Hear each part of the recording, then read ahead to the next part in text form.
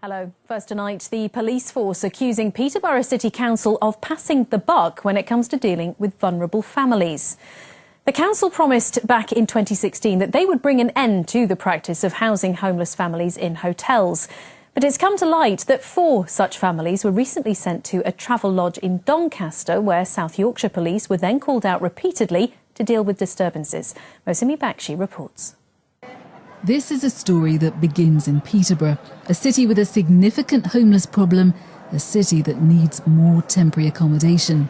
For a number of vulnerable families, that meant a one-way trip to the railway station paid for by the City Council, who was struggling to find them a place to live. Their answer? A 90-mile trip from Peterborough to Doncaster and a new life in the north for 4 families.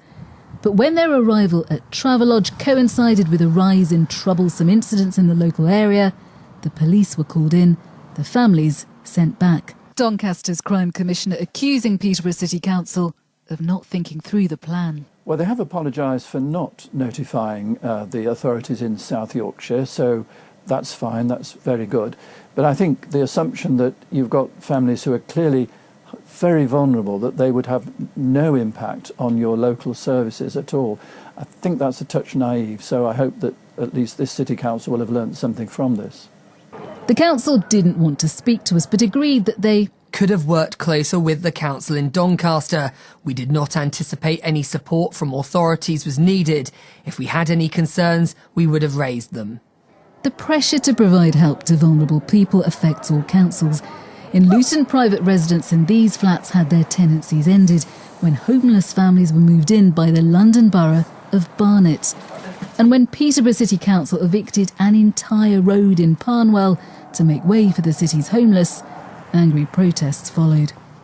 So just how critical is the situation in Peterborough? Recent figures show the council housing 350 families in alternative accommodation, 133 in temporary housing, 75 in hostels, and 142 families put up in hotels at a cost to the council for each family of around £390 a week. And it's that figure that led the council in January to publicly pledge the end of its reliance on Travelodge. It's a promise that's yet to be kept. Mosimi Bakshi, BBC Look East.